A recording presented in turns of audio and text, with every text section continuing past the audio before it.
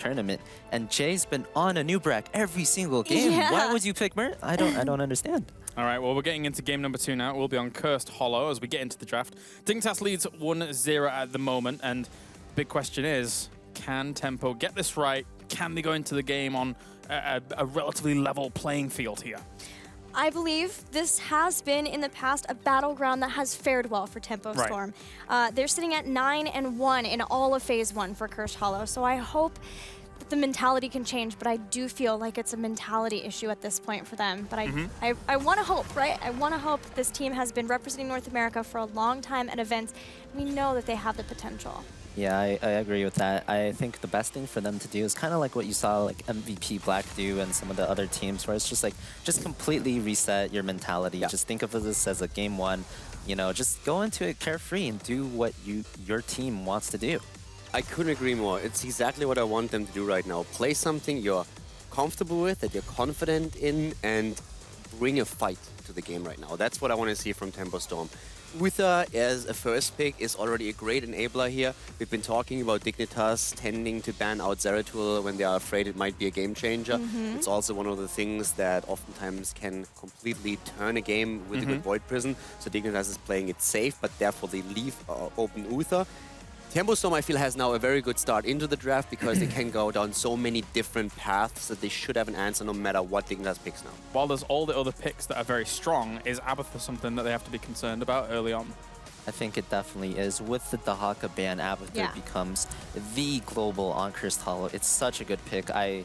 I would not be surprised at all to see Dignitas pick it in the 1-2 rotation here. I mean, we have Abathur, we have still the Anubarak, the Malfurion, Greymane. So once again, we have the Anub taken early by Dignitas. We've said it before several times. It's a very European thing to do. The Greymane here also as a follow-up. That leaves us with Malfurion being open for them later. Tempo could ban it out. And the Abathur, of course. If you play with the Uther and you're already maybe thinking about the Genji here, throwing in the Abathur for good measure is also incredibly strong and really brings the fight to the opponent. I love that dual pick. I really hope it's what we see from Tempo Storm here, Abathur Genji. Especially now that Greymane's already been taken, getting Genji instead of Greymane is still a really powerful pick. It's a larger battleground. He can make those rotations fast, and then they can delay fights for a long time because Genji has so many ways of delaying tributes to allow Abathur to push lanes. Yeah, absolutely love the Genji pickup with the Abathur here, and they go for it. This is much more of something that I feel like is Tempo Storm's style. This is something that they can execute. They have Sam, who is extremely comfortable with the Genji. You know, in North America, Sam is known for playing one hero over and over and over again, and ever since Genji came out, that's the hero he's been focused on. So, looking a lot better for Tempo Storm this time around. What do I you like think this for bans? Sorry? I was going to say, what are we thinking for bans overall? I mean, on the side of Tempo Storm, I was thinking about the Malfurion, as I said before. Dignitas have to think a bit about, okay, which tank really enables our opponent to jump in. We've seen a lot of Tyraels being played in the past, especially from the Koreans and the Chinese. So, might be one of the things they're thinking about at this point. Yeah, from Tempo Storm's side, I would also like to see the Malfurion ban here. You gotta notice the pattern by now. Team Dignitas, Anubarak, Malfurion, Greymane, Li Ming, every single time they can get those heroes, they will take those heroes. And when they do, they look almost unstoppable. So just get them out of their comfort zone a little bit. Is this a Tyrael ban? Yes. I like it because not only does it really work well with the Genji and what they're trying to do, but at the same time, this is still Cursed Hollow. The power spike that you hit after 16 when you can zone opponents out with the Holy Ground, when you can make boss plays with Sanctification is so strong that the hero gets added value to how strong he already is in this tournament. So great ban on the side of Dignitas.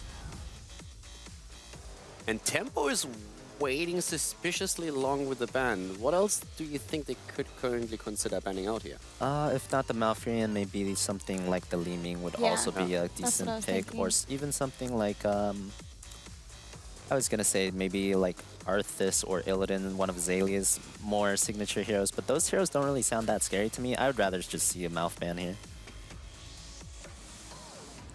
You look at me pondering as well. We both just looked at each other with a confused face at the same time. I was thinking... Li Ming ban. Yeah, they go for the Li Ming ban. I mean, I can understand the respect towards Mena. When he pops off on the Li Ming, it's just absolutely disgusting. But that mouth combo if you are too slow on any kind of rotation, if you are venturing too far out on the map and the Nubarak is in range for Cocoon, and the rest of the team slowly starts moving in, there's so much that you can do with that combo. In Nubarak Cocoon, you get the root into place. For good measure, if you need it, you throw out the silence. I would be afraid of that, but... At least Tempo have Uther. They have Guardian of Ancient Kings to deal with that, if that's the choice. And double reset play is terrifying, especially since you know you're going to be getting into team fights around boss points and around tributes. Yeah, this game is going to be a lot on how well Sam can execute his Genji right now. Like, the first 3 picks are kind of all inning on Genji, kind of like a Xingxi style draft, except, you know, for the Genji rather than like a Vala or a Greymane empowering composition. And of course, we do see the Arthas Malfurion. Like, Dignitas is so predictable in their drafting, and they're so good at it, you know? Yes. That's why I was so upset about the first game. So predictable, it's exactly the same as the last game. Yeah, the thing is, it's so predictable, but they get what they want. Why would they change exactly. it? It's like, yes, we told you 1,000 times what we would like to have. If you don't stop us getting it, then okay, we take it again. And my problem was the not stopping them from getting it. But of course, this game, I mean, Tempo Storm's draft, it looks strong so far. It's in better shape, for sure. Oh yeah, this is much better than what they had on the last map. I can completely agree with that. So, what do they add to it? We still need a cattle hero, likely, unless he were to be switching on to the Genji. But generally, that tends to be Sam, and we're waiting on the hero for Fury. In the past, Fury has gone back to a comfort of Johanna at times. Sometimes, occasionally, they'll run Diablo here, although without Zeratul, I don't see that happening. Sometimes ETC is a comfort too, but they're going to stick with Murden. And hey, not MVP Black, drafting Chin. Yeah, that's a really interesting Chen rotate. The Muradin there is a lot better. You know, that's the proper place for the Muradin pick. You have an Abathur, it's a great synergy. I've said a few times before, I thought Muradin was probably the second best tank behind a new Breck, and then get it later on. Dig is not going to ban it. Why would they? So really liking that pick there. But the Chen, that's I haven't seen too much Chen from Temple, but I know they do play it. So this is not like a out of the blue pick. They have practiced it and played it in North America before. Is it Tychus a potential? Good point, actually. I was not even thinking about the next pick for Dignitas here. I was more looking at the Chen and what they currently have on the board for interrupts. But you are correct. The Tychus is one of the heroes we could see now. We have seen Mena and also Snitch on the Greymane. It's the same draft. Yeah, the Sylvanas is what I was expecting. Did that just hit a new level of disrespect? I think it is. You know, we were talking about the Abathur at the start of the draft, and then they just completely let it through. You know Dignitas let it through for a reason, and the most likely reason is they're going to counterpick you with the Sylv. I think Team Dignitas is probably in cahoots with our production team, because now they didn't have to change this graphic at all. You just leave it exactly the same. Oh, so nice of Team Dignitas. How lovely. They appreciate that in the back. I can hear. They said thanks. Yeah. So what do you think about the draft? I personally am a huge fan of Chen with an Abathur. If you can jump into the backline, I just think that we have quite a few tools on the side of Dignitas and also interrupts. We've seen how devastating Chen can be if there are no stuns. But we have a fair amount of stuns, silences, and just lockdown potential. I like what Tempo has a lot better than what they played on the last map. And also the Sylvanas is not going to have the same impact here than she's going to have on Battlefield. So I think this is a bit more even for sure. Time for predictions, Gilly. I voted with my heart last time, Yes, you did. and Team Dignitas made a statement that I must respect, so the brain of Gilly Bot is voting for Team Dignitas. Okay. I like what Tempo has a lot more. I still go with Dignitas, but I hope for a closer match this time. Okay. So here's the thing about me this time. I actually think Tempo's draft could be better. If this was the Tempo that I knew in HGC NA, I would have voted for them, but it just looks so shaky here. Wait a sec. No. There we go. There you go. I think it was right before. I see what he did there. Yeah, I mean, you know, I think Tempo can win this game, but at this point, their mentality, I just don't believe it anymore. I have to go with Dignitas. All right. I like how my looks triggered you alone. It was... The way you get looked an at this eyebrow raise? immediately said there's something going on. Yeah, it definitely did. So 3 Dignitases across the board here for our panel. Come on.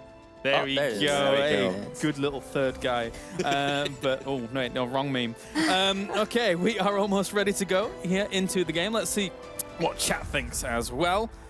Yep. Ooh. Oh, that hurts. That is a lot of numbers on the Dignitas side. A lot of red. Yeah, a lot of Sea red. A big red bar. Well done there. Okay, so we are ready to go. Game number 2. We're going to Cursed Hollow as we head into game number 2. Dignitas with the same composition from BOE. Can Tempo Storm's variation, will it be enough here to allow them to break Dignitas? I really hope so. I think this is going to be a little bit more competitive than last game. Doesn't have the same type of snowball effect, but we are here in game number 2, however, Trixler. And we are here on the left. It's going to be Tempo Storm in the blue.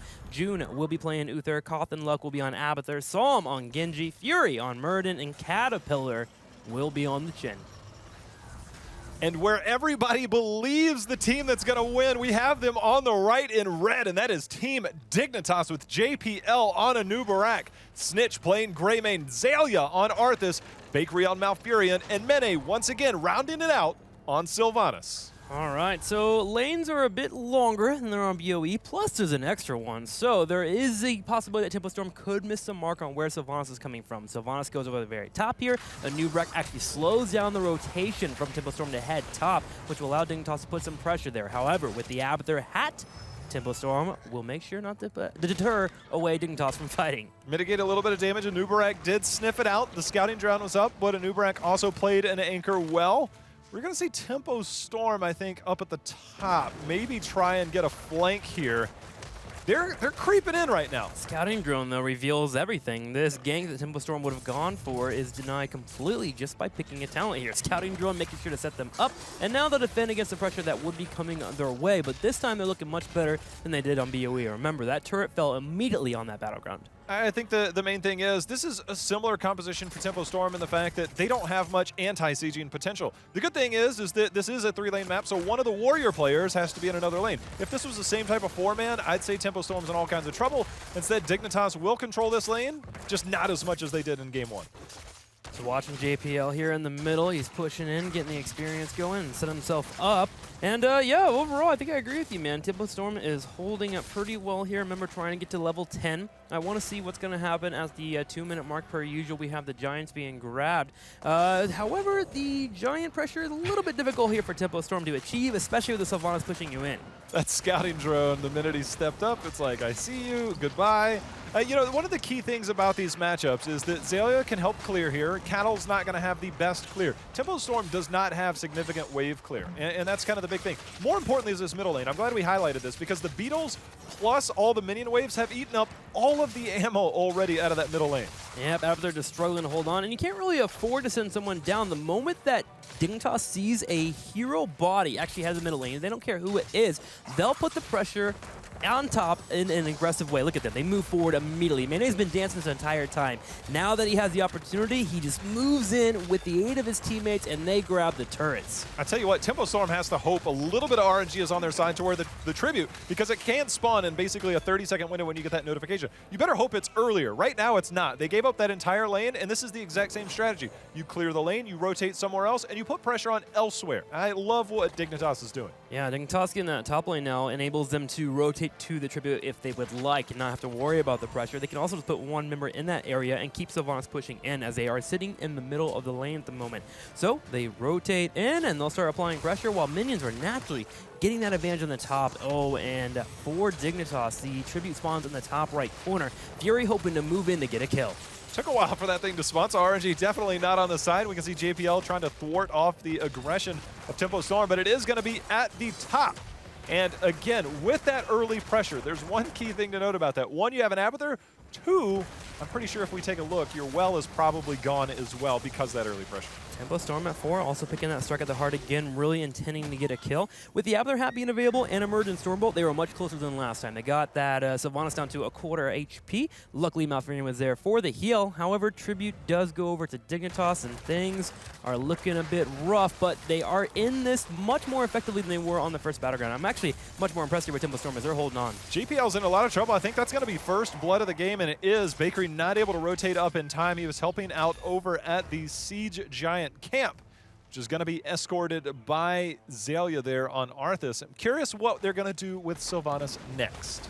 Well, currently floating around the middle of the map, typically you would rotate from the bottom. The thing is, if you rotate down there where you have Giants being grabbed, you suddenly kind of take away from the pressure that you would expect as Tempo Storm would come down to defend. So I don't mind Sylvanas staying around the middle of the map here. However, we see Sylvanas sneaking around. They might just decide to give up this tribute and go for a power play on that fort. Yeah, and I think this isn't too bad of an option because with the tribute being at the top right, it means the third one will be at the bottom left. And so you can make plays around camps. You can push this in as we see Cattle in all kinds of trouble. The Siege Giants as well. Now this got a lot scarier. You have Siege Giants. JPL is going to do everything he can to disrupt. We see Bakery going over Elun's Grace, allowing for that extra range to also interrupt the channel. The more time you buy, the more push you get. Another interruption too. Grandman came from the side and did it. There goes the Impale as well. And meanwhile, Arthas and Sylvanas continues to be on the bottom. This is perfect here for Dignitas. They continue to interrupt, and theoretically, they can interrupt forever unless Tempo Storm goes in for a hard engage. Oh, Trixler, that has to feel bad. You cannot waste any more time. But the other thing is, because you find yourself a level down, you now run the risk of being 10 and giving up that third tribute. So it's almost like they're trying to cut their losses, but did they try it too late? It's such a painful feeling to be in. You can literally feel your brain deflating because you know that you have to make the play, but you can't make it work there. And Snitch actually in the top is going to get picked off. This is a good play here for Tempo Storm. They lose out on the tribute. They finally give it up, but they go for an aggressive play in the top right to get a kill to stop, one, the pressure occurring, allow Giants to move in, and also just kind of dictate a little bit on the battleground. But is it a little too late?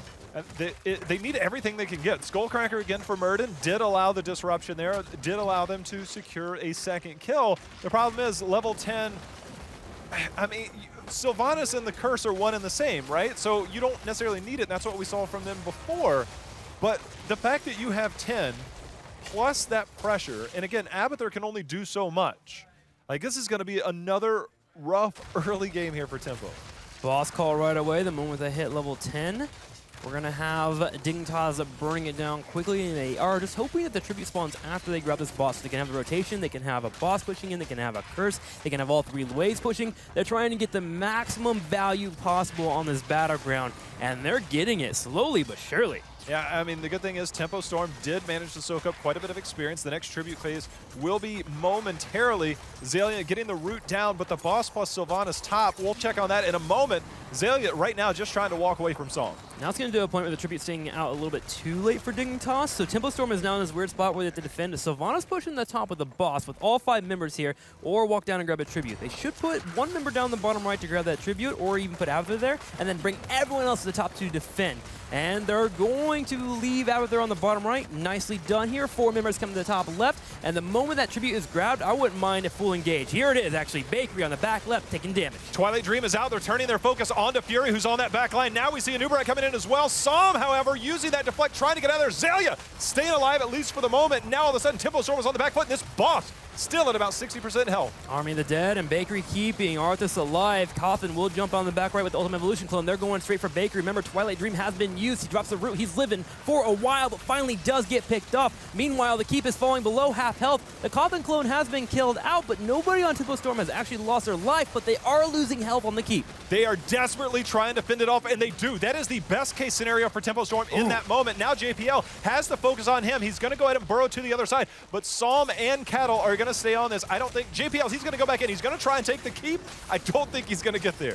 Yeah, JPL is going to go ahead and forfeit his life here. Mule being picked, by the way, so nice here. I think that's Mule from Abathur. It's just really trying to keep them alive. They're trying to keep that keep up, which is great. They need to keep that keep alive. The longer you keep a keep in rotation against a Sylvanas, the better off you are throughout the game. You don't have to deal with the pressure that you're already having to deal with, and you can just focus on Sylvanas. Tempo Storm has actually weathered the storm really well, and if they don't give up a tribute, I can see them making a comeback here. Yeah, they're continuing to put the pressure on Bakery again. Many and Bakery on the backside. The roots go down. Wonderful play there by Bakery. Psalm has no mana. He can't exactly stay in that back line. And man, I tell you what, Tempo Storm is in a pretty decent position considering the first 6 minutes of this game. Oh yeah, heck yeah, man. We're going to have a Scouting Drill pop down, and Dignitas will start the poke war, but this is great for Abathur at this point. Abathur, the longer that he can sit in the top lane, Soak, he puts Tempo Storm closer and closer back in the game. In fact, they're almost tied in experience. Fury moves in, is looking for Snitch. Snitch gets out. Twilight Dream connects, will be able to hit the Ultimate Evolution clone. Cocoon comes out, as well as Army of the Dead. Army of the Dead and Cattle somehow staying alive on the Panda. this, but Fury going on the backside. They do secure the kill onto Greymane, but will it cost them their life? Mini goes down as well. Can they get the trade there? It's 2 for 1 for the moment, but Bakery in all kinds of trouble. Cattle and Psalm starting to pop off there as the isolated target is getting 2 takedowns. Only 1 person falling here, and this will be a tribute grabbed for Tempo Storm. They will be tied 2-3 or 2-2 against their opponent, and you're starting to see the prowess of this team fight available for Tempo Storm. 6 kills to 2, Trixler. You talked about it. Right now, the minute 10 hit, this game changed drastically, and with Mule healing up that bottom keep, it's almost as if we're on even ground despite 2 forts being down on the side of Tempo Storm. They have fought their way back into this. Yeah, it's going to come down to a really solid Twilight Dream, particularly on Genji, and of course a blow up on that Genji. If that never occurs, Chen and Genji will be on that backline consistently, and Dignitas is going to have a really solid engage, especially with Arthas and the Cocoon being on point. You talked about it. Think about 13 right now. We already talked about Murden getting into that backline. We talked about Chen getting in that backline. 13, so much transference. Whoever that symbiote is on for Abathur, you get a heal on all the heroes that you hit. They're going to be in the middle of that. So whoever's back there all of a sudden becomes almost more unkillable than they already were. We'll see how it pans out for our 2 teams, as Dignitas is starting to look much more reserved in this series. They're floating around as a unit of 5. Xillia fishing for some kind of engage, but Howling Blast not connecting, as Tempo Storm has seemed to have found their swagger, if you will.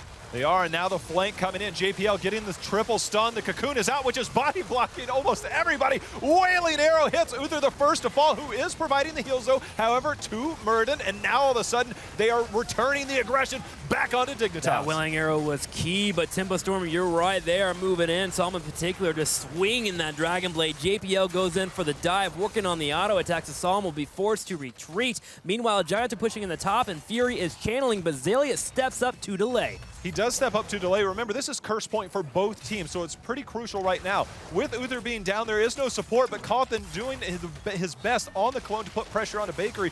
Fury, however, has to be careful. The cursed bullet and the amplified damage there is going to take down Murden, and now things looking scary. Ice Block comes out. Bakery hoping to survive. He will be able to start walking away, but Cattle says no, especially with the Abathur hat, and they break down Bakery, and this fight is swinging into the favor of Tempo Storm. June is here. He's got a heal and a Divine Shield. This is insane. The symbiote on top of Chen, he is just staying in the back line. Psalm now is turning his attention, and Nubrak has no health. And just like that, a trade in favor of Tempo Storm also nets them a curse.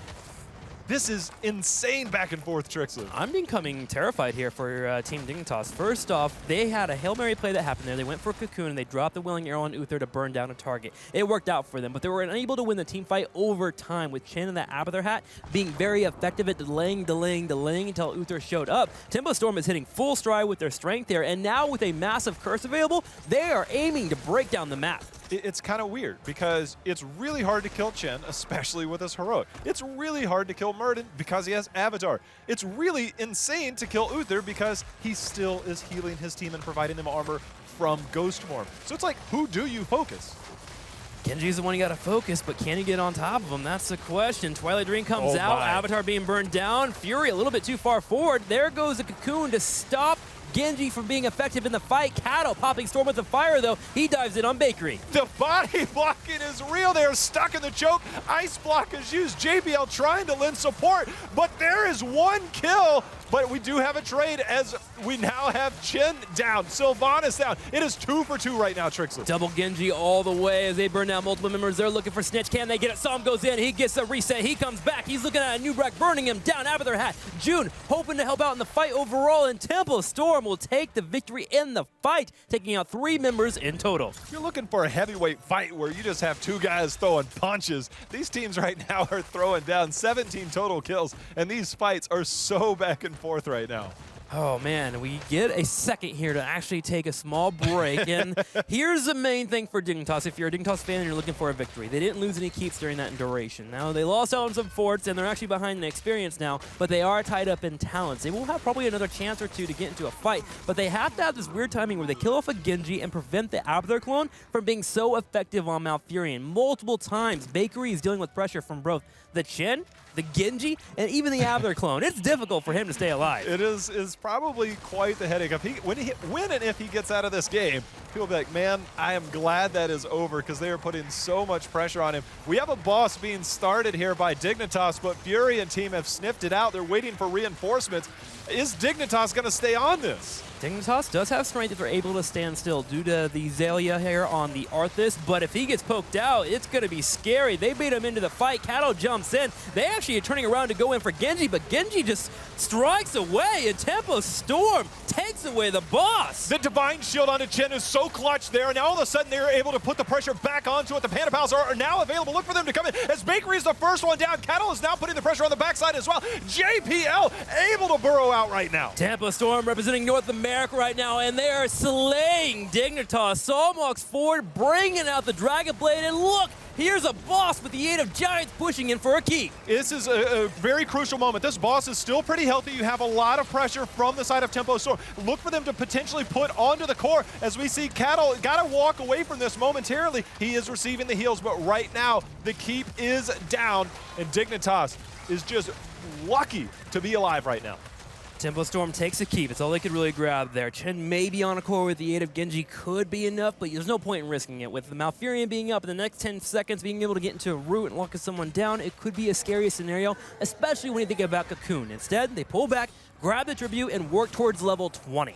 Think about how different this game would look had that top keep gone down when Dignitas was just manhandling Tempo. Since that moment, since level 10 for Tempo Storm, this is a completely different game. And I have to shout out Fury, man. Fury made that play possible. He jumped in as a new wreck just mounted out, brought out the Stormbolt, and locked him down to turn around the entire tempo of the game. And since then, Tempo Storm has been riding this tidal wave, and they're hoping to make it turn into a victory. But they still have a couple more minutes to get that victory from actually happening. If Dignitas gets a curse here, they can be effective in pushing. They want to do it now before 20 hits. I don't know if they can. I think the boss is too much of a threat if they go for that, and then they risk defending with 20. They're slowing it down. Plus that. They're slowing down Tempo Storm so they can actually grab the tribute. Already, Manny is set up on the right side. They use Cocoon to make sure to grab that trip. They know this curse is important. They can't die, though. Snitch is in trouble. He's on the back right. Can he get out? No. Psalm and Fury kill Greymane. Now all of a sudden, JPL, he's looking for an area to burrow over to. Fury has followed him. Cawthon has followed him on the clone. Look at this. The caravan is here.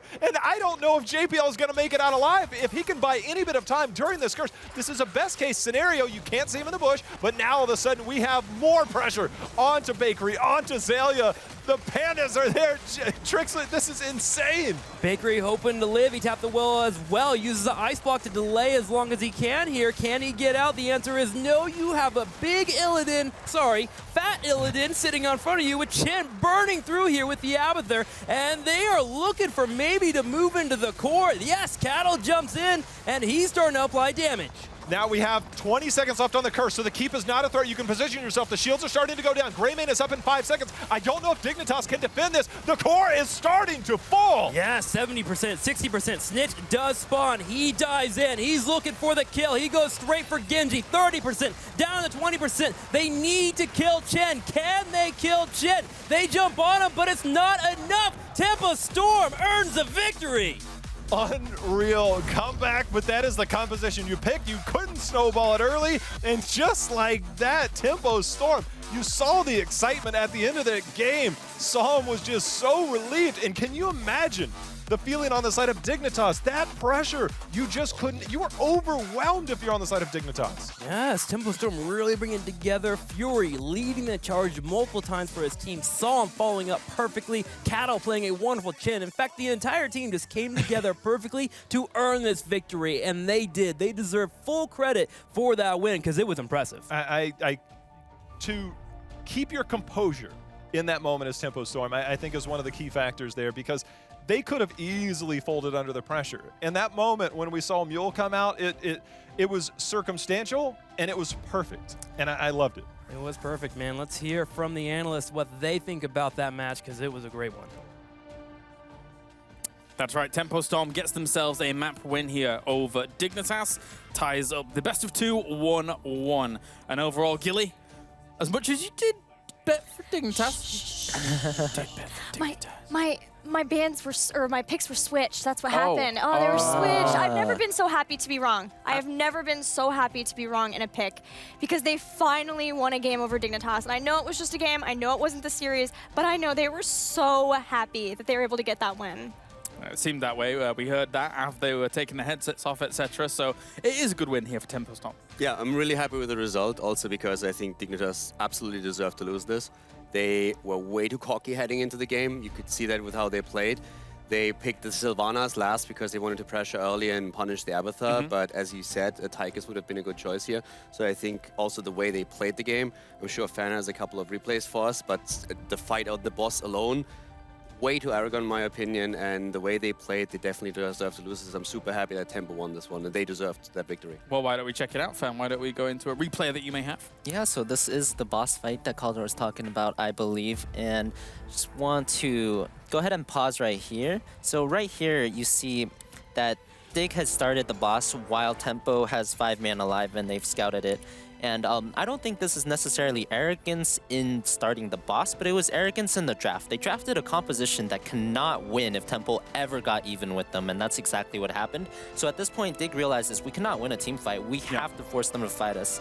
So you see them starting the boss as a means to force a fight, and they're smart about it as well. You see who Dig focuses on in this fight. They realize they need to get rid of the Genji that's been crushing them every other fight. And, whoop. Hello.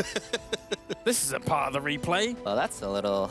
Whoopsie daisies. Whoopsie daisies. But No worries. anyways, so basically what happened was, you know, Dignitas realized they could never ever win a even talent-tiered fight against Tempo Storm anymore.